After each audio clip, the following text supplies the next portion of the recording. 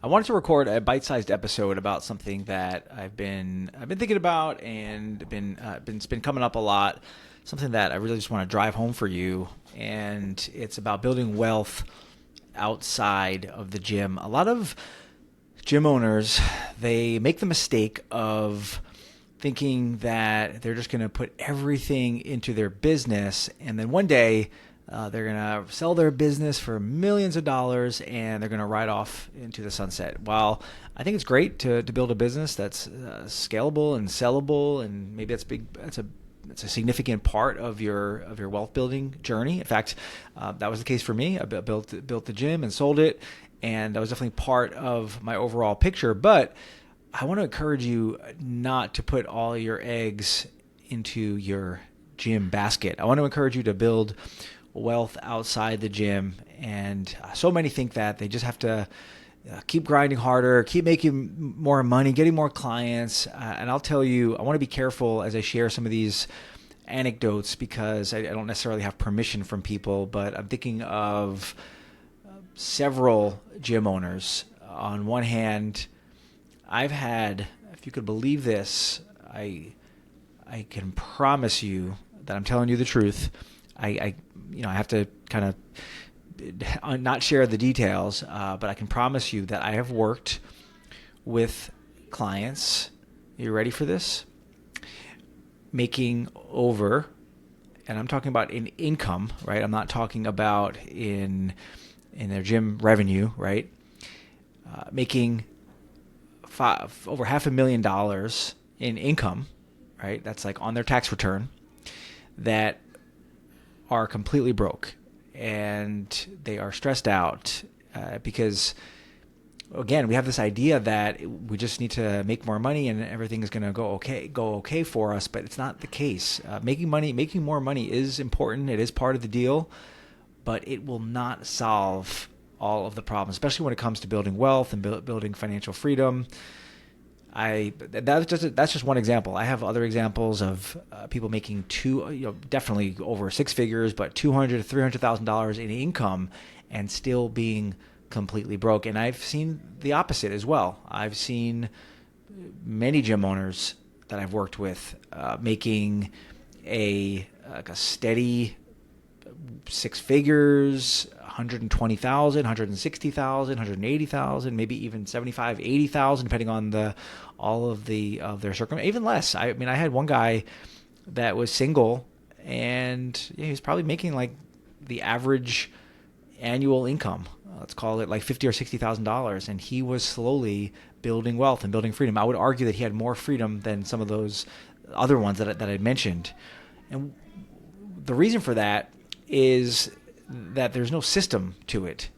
Just randomly making more money and not having a system for it, it's not going to get us there. And that's what I want to do today with our short time together, is just share some of the steps you can take. We'll call it the wealth building system. These are just your steps. So start at step one. So if you don't have step one done, I don't care how much money you have or how much money you make, you need to get this one done. And that is to cover an unexpected event. So it's your unexpected event fund. And that's going to be the amount of money that you need to cover your highest deductible. So you look at your insurance policies, you look at your auto policy, your health policy, you look at all of that and you say, okay, these are sort of the most common unexpected events that could happen that I might not be prepared for. Yes, a catastrophe could happen. I'm not going to give examples, right? But we all know what they are.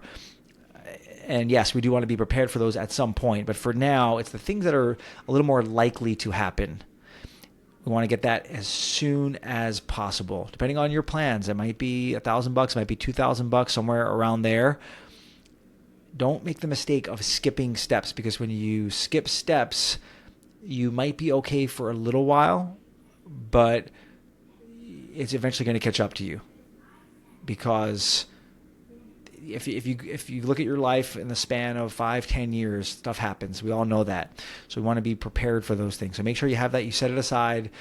That is going to be used for those unexpected events. It's going to give you a little bit of peace of mind. So that's going to be your first step, regardless of your income or anything else. make sure you have that set aside. That is step number one. Do not pass go until you complete that step. So you can stop listening now if you don't have that. And if you have that money, but it's not set aside, let's set it aside so it's earmarked and it's clear what that's for. I want to keep you safe, and that's the goal of that step. Is to keep you safe. Is to keep you out of just going down a tough road when life circumstances happen. It'll keep you out of the ditch, so to speak. Step number two, this is the part that a lot of people don't like. This is your very next step after you say you have your unexpected event fund, and that is to pay off all of your high interest debt. And we can go back and forth about what high interest debt is. And to be honest with you, it's most of the debt that we might have. That is going to be the credit card debt. I don't want you playing the game of the lower interest or lower balance. That is a game for people who lose financially. You are not going to get ahead by transferring credit card balances to lower APRs or anything like that. I want you to, if you want to use your credit card and you are okay with that, that's fine. You're paying off your balance every month. I might recommend not doing that depending on your situation.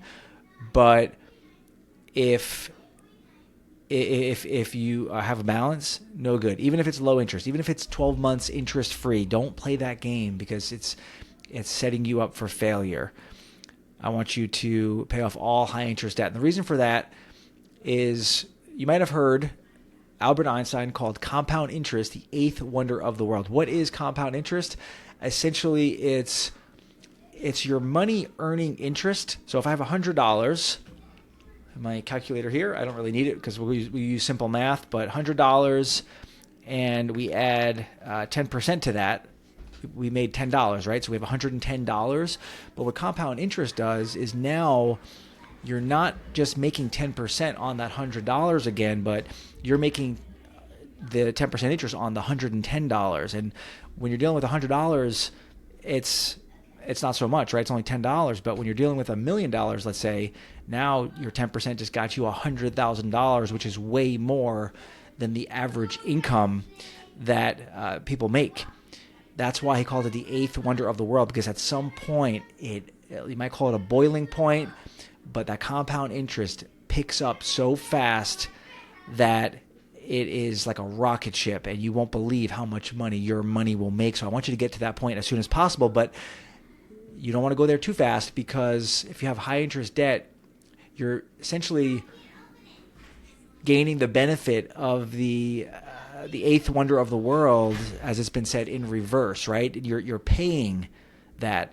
The rest of that quote about the eighth wonder of the world was that he who understands it earns it, and he who doesn't pays it. So I want you to be a gym owner who understands that. Number three, we're almost getting to the fun stuff. Number three is to build up your reserves. Your step one was just that first unexpected event, the deductible, the highest deductible on your insurance. But step three is now we're going to give us what's called a margin of safety. That comes from like the flying world or the pilot world. I'm in the military city of Fort Campbell here in Middle Tennessee, and I train jiu-jitsu with a lot of these guys that are pilots. They're like special force pilots, and they have all these systems and processes and protocols. And one of the keys is to create a margin of safety so that, God forbid, anything goes wrong, there is such a large margin that there's a higher chance that they're still going to be okay. And I recommend we do that in all areas of life. But with money, you're going to do that with step number three, which is building your reserves. And I want you to build 3 to 6 months. This is both for your personal and your business of reserves. When we're talking about the wealth building system, we're trying to get to step number 4, which is where a lot of the magic starts to happen. But I want you to get to your first 3 steps first. Step number 4 is where it gets fun.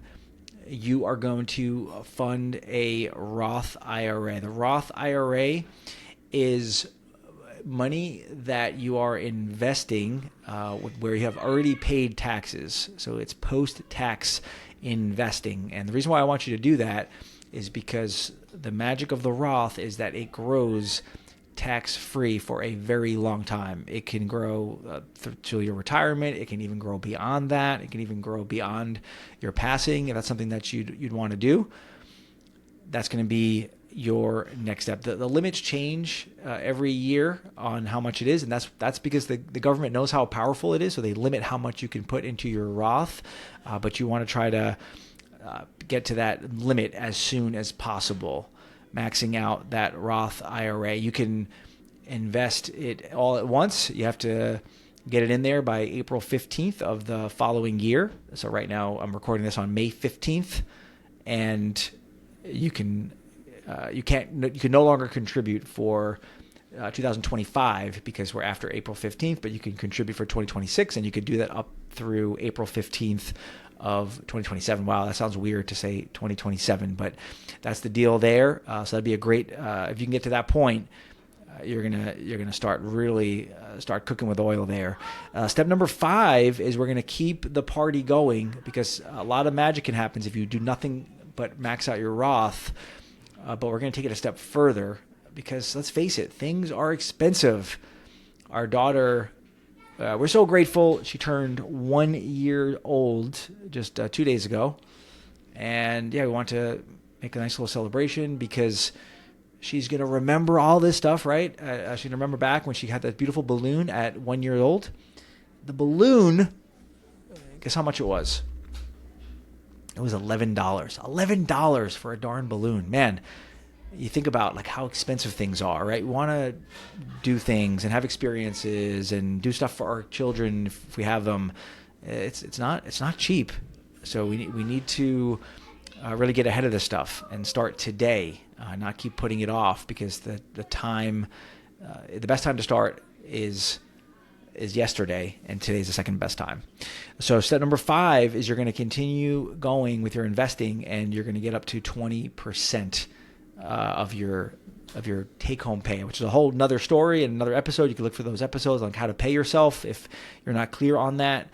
But you want to work up to 20% of your pay. We'll call it your take-home pay. And I get that might be aggressive depending on where you are now, but just start working toward that. You don't have to be there today, but we want to have a plan to get there. And as your income goes up, you keep your percentages, and that's how you can really get ahead. Step number 6 is to start thinking about prepaying some expenses. You can do this with step number 5. You're going to start prepaying some of your expenses. What are some expenses that you might want to prepay? These are just saving things. You might refer to them as sinking funds. These are things that are going to be out there in the future. Great examples. Probably the best example I could think of would be a future automobile, because I want you at some point, whether that's hopefully now, but if not, in the future, I want you to be driving your vehicle that you own outright. I don't want you having a car payment. I don't want that car payment robbing you of your future wealth.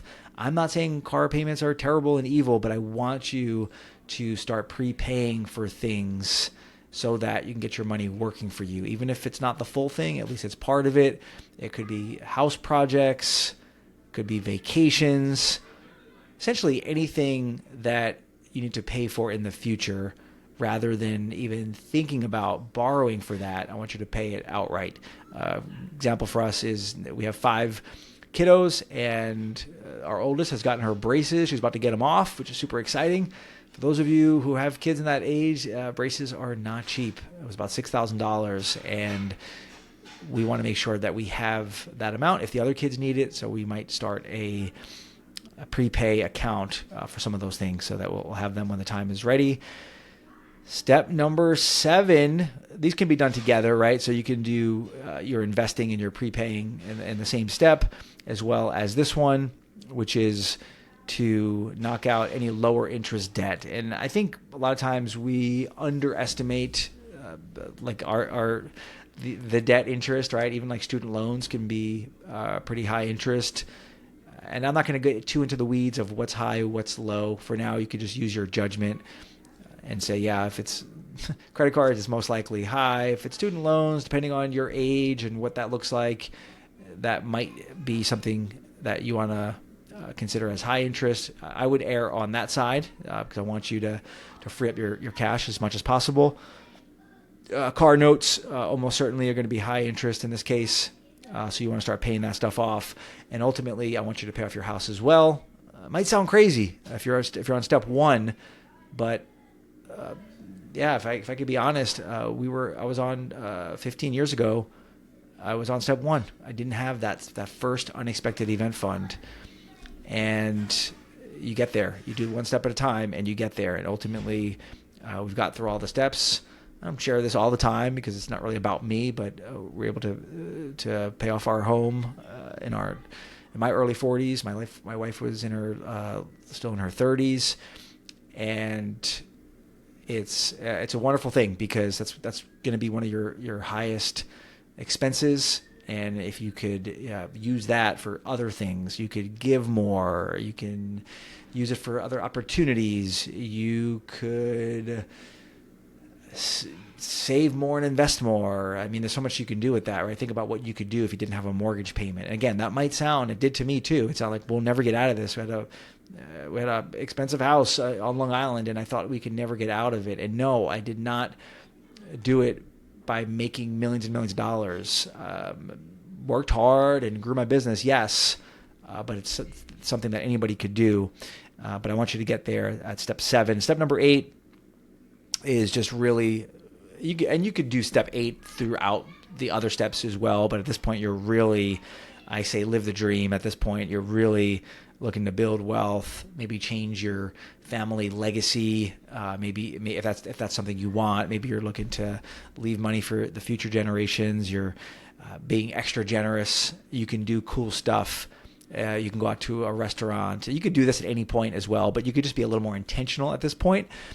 You could take care of somebody else's bill, or you could really see some needs around you. You could do some really, really cool stuff, and you're going to get more joy from those things than you will from anything you could buy for yourself. So I would encourage you to build that in, even at step 1, as far as being generous. It just might look different, but at step 8, you're just being intentional. You're really thinking about your purpose. You're thinking about the legacy that you want to leave. You're thinking about just really maximizing your resources, using your gifts, and living with that purpose. It's powerful stuff, but this can be done. A lot of these steps, they're kind of intermingled. So again, I just want to caution you to think, once I get to step 8, I'll be generous. No, I think you get to step 8 by being generous. And again, I share this stuff, hopefully that it's helpful, not because I'm bragging how generous I am. That's crazy. But I will say that my wife and I, we have found that to be true. We've tried to live with a spirit of generosity from the start. We've been tithing since we've been married, which is 10% to our local church, and then we do giving on top of that. And then when we got through these further steps, we give at a much greater level. And I think obviously you don't do it because of this, but we have seen, all I can share is my experience. We have seen that through doing that, it does a lot. So this could be a whole nother episode, but it does a lot to like the mindset, your character.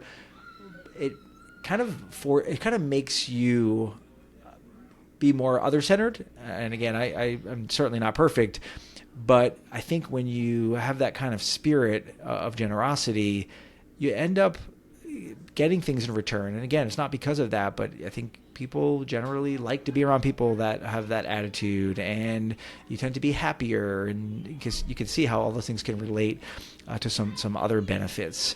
So I'm just, I'm trying to be careful with what I share. I want it to be for the right reasons, and hope that comes through here.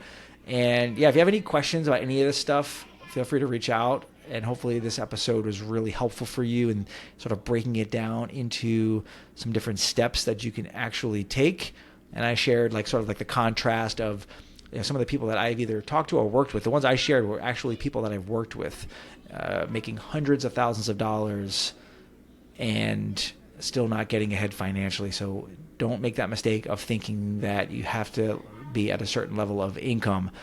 And I don't think I've ever really shared my income, and I think that's appropriate. But I will say that I went through all of these steps without making like, top 1% level income or anything crazy like that. Relatively modest. So it's not about that. And I know many others that have done the same. So I say that to encourage you, but I want you to make a ton of money if that's what you want. But I just want to caution you in that it's really more about the discipline and the habits that you have with that. We could say that for any area, right? Like, it's like if you want to get in shape, it's not about like doing the world's craziest, hardest workouts, right? It's about doing the simple things consistently. It's going for the walks every day after dinner. It's getting your sleep. It's keeping your stress at bay. It's challenging your body. It's same kind of stuff here, right? It'd be like me coming on here and saying, yeah, you have to work out like 7 hours a day to get in shape. That's sort of the equivalent of saying like you have to make $1 million to get ahead financially. You certainly do not. With that said, things are more expensive, and you do need to pay attention to that, and I want you to do that. And it all flows together. So I hope this helps.